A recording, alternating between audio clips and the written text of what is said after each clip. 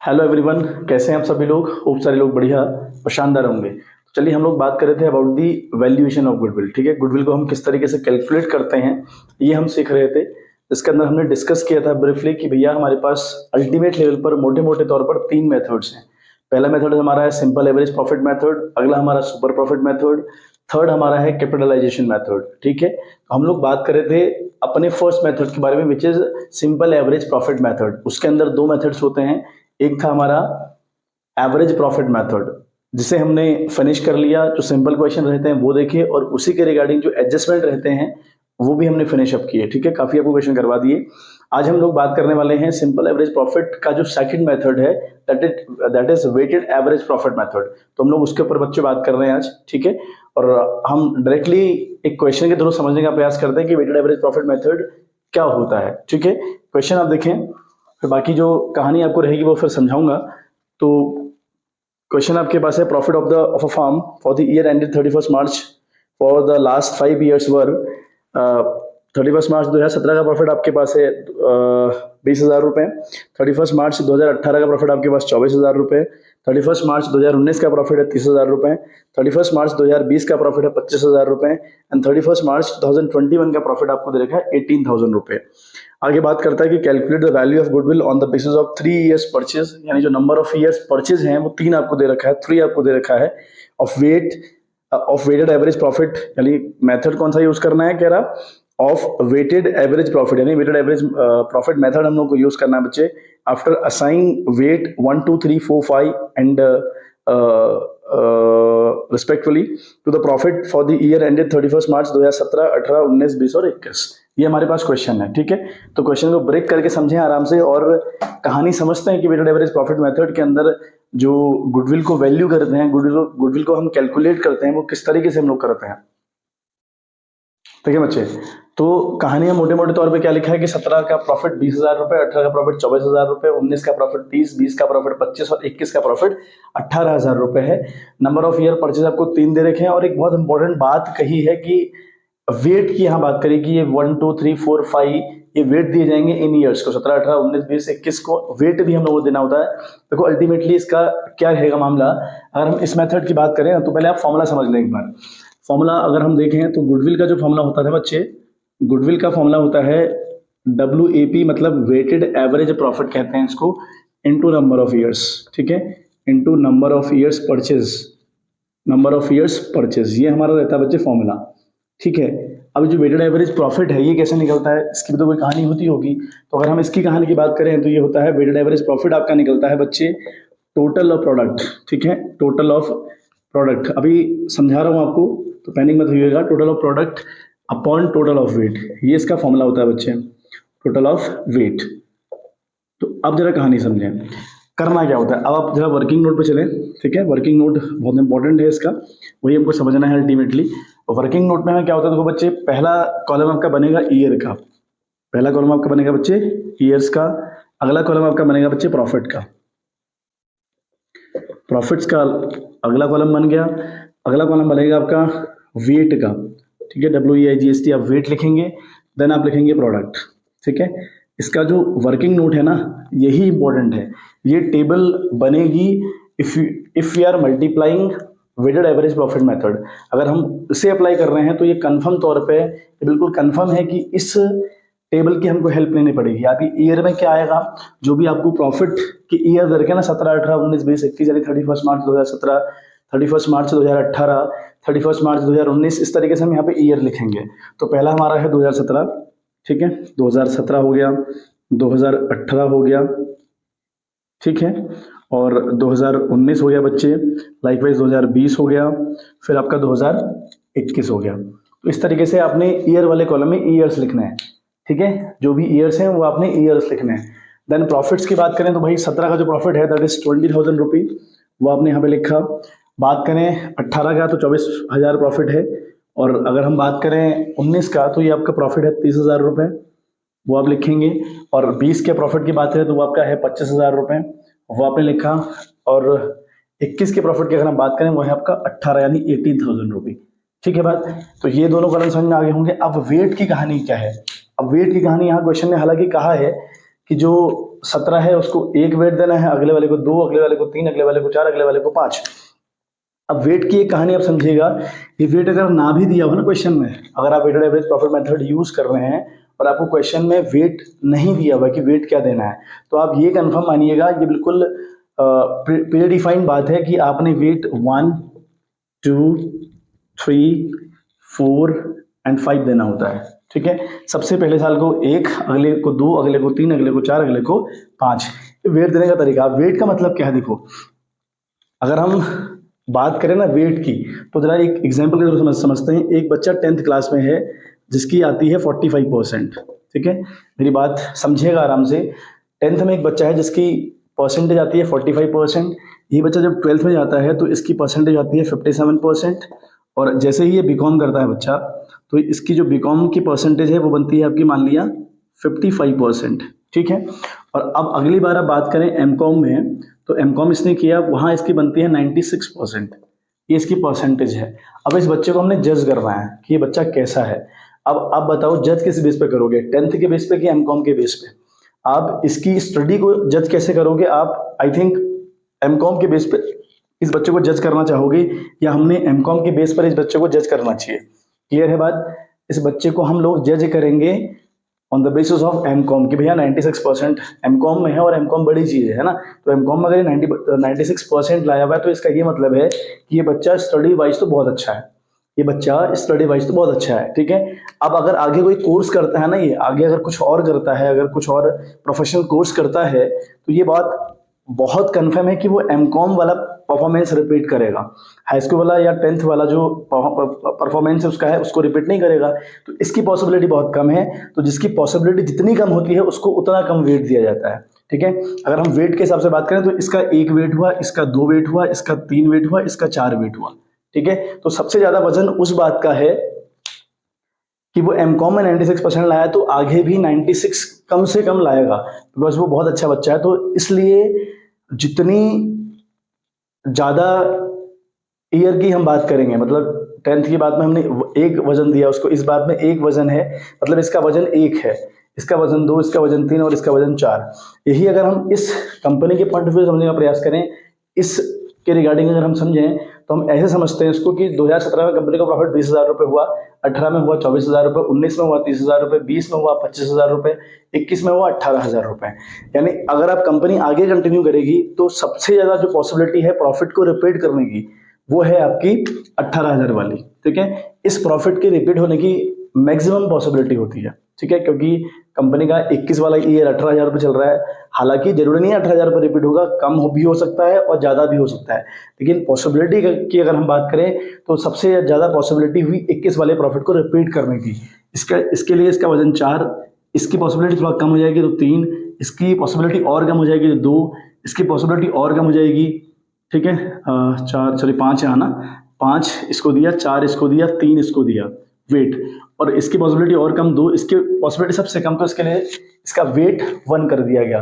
तो ये वेट का ये मतलब होता है। अब क्वेश्चन में आपको वेट दिया हो तो बहुत बढ़िया, ना दिया हो तो आपने 1 2 3 4 5 रिपीट करना होता है। आई थिंक आपको ये बात समझ में आ गई होगी। ठीक है, तो बहुत मुश्किल बात नहीं थी। आपने बस, अगर आपसे कोई पूछे, मतलब स्पेशली जब वाइवा होता है ना हमारा वाइवा जब रहता है 20 नंबर का, तो वहां पर एग्जामिनर पूछ सकता है कि भाई ये वेट का क्या मतलब है, तो आप उसको आंसर दीजिएगा कि वेट का ये मतलब है कि आखिरी साल का जो प्रॉफिट होगा, जितना भी हमने डेटा एनालाइज किया होगा, तो जो आखिरी साल होगा उसके प्रॉफिट के रिपीट होने की पॉसिबिलिटी बहुत अधिक होती है, तो इसलिए सबसे ज्यादा वेट उसको दिया जाता है। तो वेट देने का तरीका 1 2 3 4 5 रहेगा। अभी जो कॉलम बना है प्रोडक्ट वाला, पहला कॉलम ईयर, प्रॉफिट और वेट, समझ में आ गया होगा। प्रोडक्ट वाला जो कॉलम है वहां पे क्या करेंगे, आप इन दोनों को मल्टीप्लाई करेंगे, प्रॉफिट और वेट को मल्टीप्लाई करके प्रोडक्ट वाली कॉलम में लिखेंगे।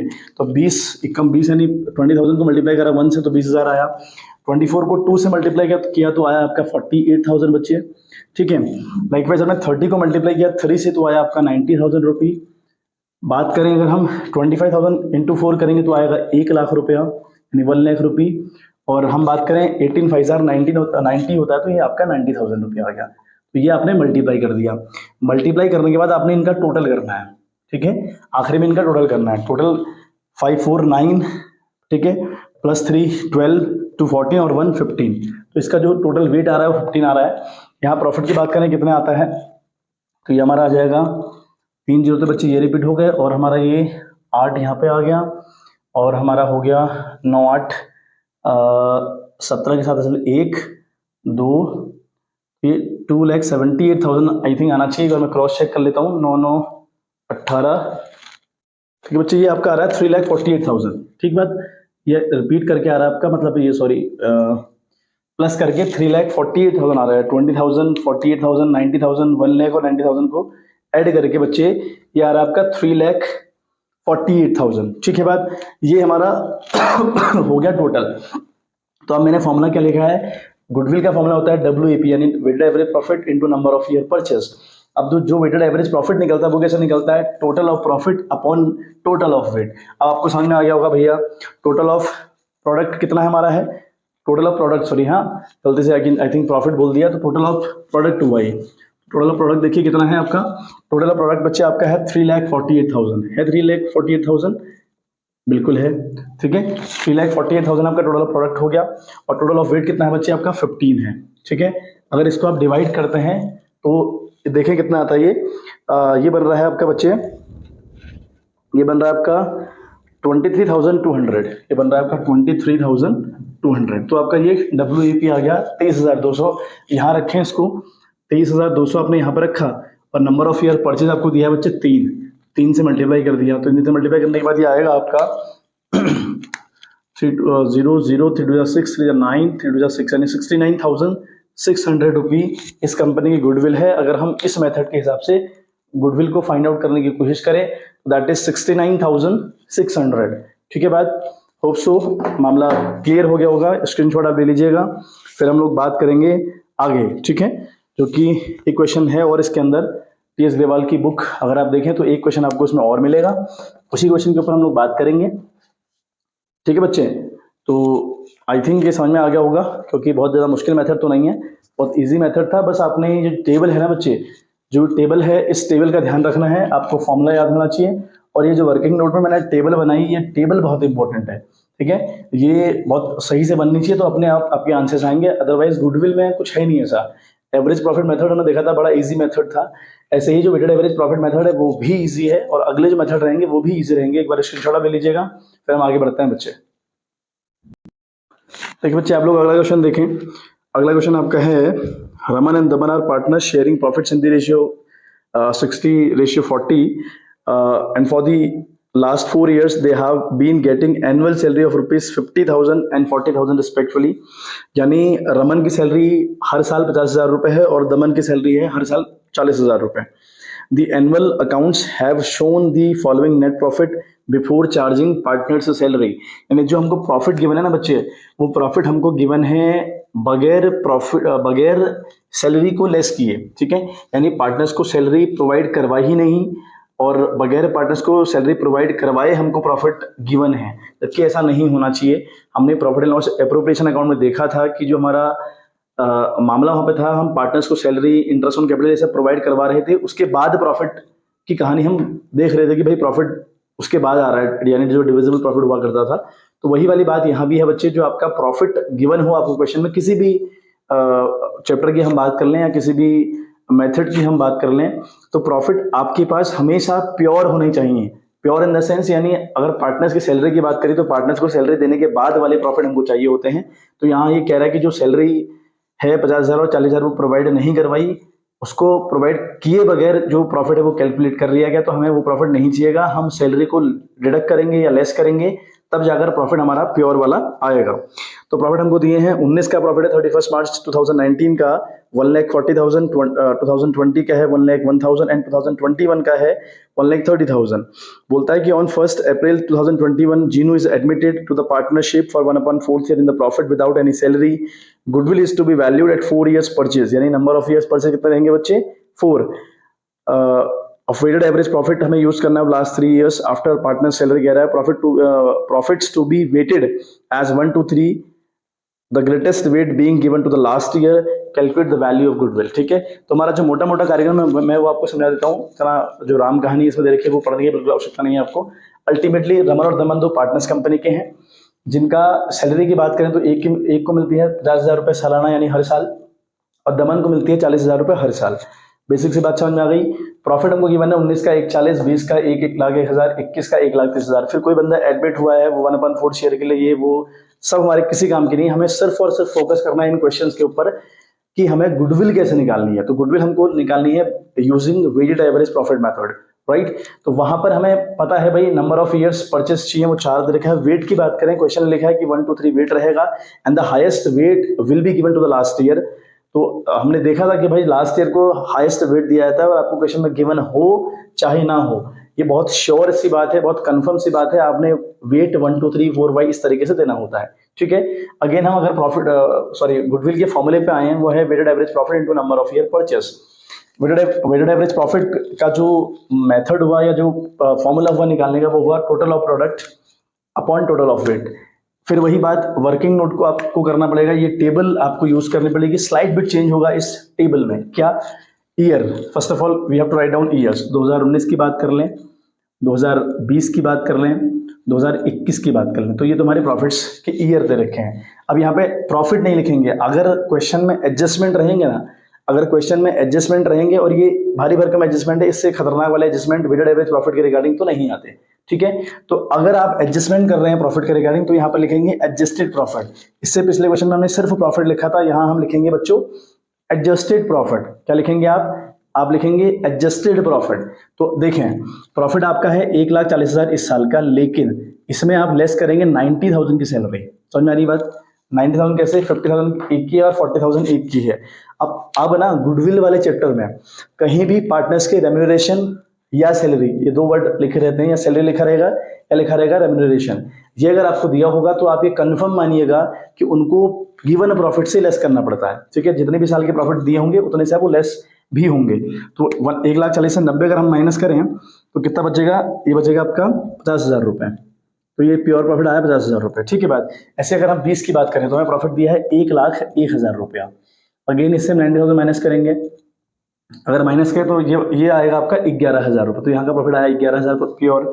21 की बात करें तो प्रॉफिट हमको दिया है 1,30,000 रुपये, ठीक है। तो 1,30,000 से अगेन आप 90,000 माइनस करेंगे, जो पार्टनर्स का रेम्यूनरेशन है या पार्टनर की सैलरी हो, माइनस हम लोग कर रहे हैं, तो ये बनेगा आपका 40,000 रुपये।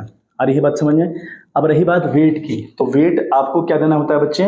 पहले साल को 1, अगले साल को 2 और अगले साल को 3, अगर अगले और भी दिए तो 4 5, इस तरीके से वेट आप देते रहेंगे, ठीक है। वेट की कोई प्रॉब्लम नहीं है, बहुत भारी भरकम समझने को नहीं है। वेट सबसे ज्यादा वेट होगा जो लास्ट ईयर रहेगा, उसका सबसे ज्यादा वेट होगा, क्योंकि उस प्रॉफिट के रिपीट होने की पॉसिबिलिटी अधिक होती है, इसलिए ऐसा हम लोग करते हैं। तो 50,000 को इंटू 1 से अगर मल्टीप्लाई करें तो आएगा 50,000, समझ में आ रहा होगा। बात करें 11,000 इंटू 2 तो बनेगा आपका 22,000 रुपए, और बात करेंगे हम 40,000 इंटू 3 तो बनेगा 1,20,000। अगर हम इनको ऐड करें तो 1,20,1,70 यानी 1,92,000 आई थिंक आना चाहिए इसमें यार, आपका 1,92,000। और टोटल ऑफ वेट करें, अगर हम वेट का टोटल देखें बच्चे, तो 3 2 5 1 6, ये 6 आएगा, ठीक है। एक बार देख लीजिए, आई थिंक बहुत खतरनाक बात तो नहीं है, बहुत इजी सी बातें हैं। तो ये रहेगा मामला यहाँ तक का। अब टोटल ऑफ प्रोडक्ट कितना है हमारा? वो आया हमारा 1,92,000 यानी 1,92,000। टोटल ऑफ वेट कितना है? वो आपको 6 दे रखा है। तो डिवाइड अगर आप करेंगे तो ये बनेगा बच्चे आपका, ये बन रहा है आपका 32,000 रुपये। ये बन रहा है आपका 32,000 रुपये, ठीक है। रुपये तो नहीं कहते इसको, हम 32,000 कहेंगे सिर्फ। तो वेटेड एवरेज प्रॉफिट कितना आया बच्चे? ये आया 32,000 आया। नंबर ऑफ ईयर परचेज हमको दे रखे हैं बच्चे 4, तो 4 से मल्टीप्लाई कर लें, देखें कितना आ रहा है। 3 जीरो आपके ये आगे, 4 0 0, 4 0 0, 4 0 0, 4 2 8, 4 3 12, यानी 1,28,000 रुपये is the goodwill of this firm, है ना। इस क्वेश्चन के हिसाब से जो फर्म की गुडविल आई बच्चे, वो आई 1,28,000 रुपये, ठीक है। बात क्लियर हो गई होगी बात ना? 1,28,000 रुपये आपकी गुडविल आई बच्चे, ठीक है। एक बार स्क्रीनशॉट ले लीजिएगा। 2 ही क्वेश्चन आपके TS ग्रेवाल की बुक में दिए हैं, दोनों हमने सॉल्व कर लिए, और हम कल की वीडियो में देखेंगे अपना next method, that is super profit method, जो कि इकलौता मेथड है, ठीक है। मैं आपको बार बार रिवाइज करवा रहा हूँ। पहला मेथड था सिंपल एवरेज प्रॉफिट मेथड, जिसके अंदर एवरेज प्रॉफिट मेथड को बहुत अच्छे से डिस्कस किया। उसी का सेकंड पार्ट था वेटेड एवरेज प्रॉफिट, डिस्कस हो गया, समाप्त हो गया। कल हम सुपर प्रॉफिट की बात करेंगे, यानी जो सुपर प्रॉफिट मेथड होता है उसकी बात करेंगे। हमारा वो मेथड कल खत्म हो जाएगा। फिर 2 3 4 वीडियो में लगभग 4 वीडियो और लगेंगे बच्चे, ये आपका चैप्टर फिनिश हो जाएगा। और मैं आपको पहले भी कह चुका हूँ, बहुत स्लो तरीके से चलिएगा। स्लो रेस करना बहुत इंपॉर्टेंट है, बहुत हौले हौले चलिए और अपने सारे कंटेंट क्लियर करते हुए चलिए, ठीक है। बहुत इंपॉर्टेंट है कि चीजें, छोटी छोटी बातें आपको क्लियर हो, ठीक है। चलिए करते रहिए ऐसे मेहनत। चलिए मिलते हैं आपसे नेक्स्ट वीडियो, तब तक के लिए bye bye, have a good day.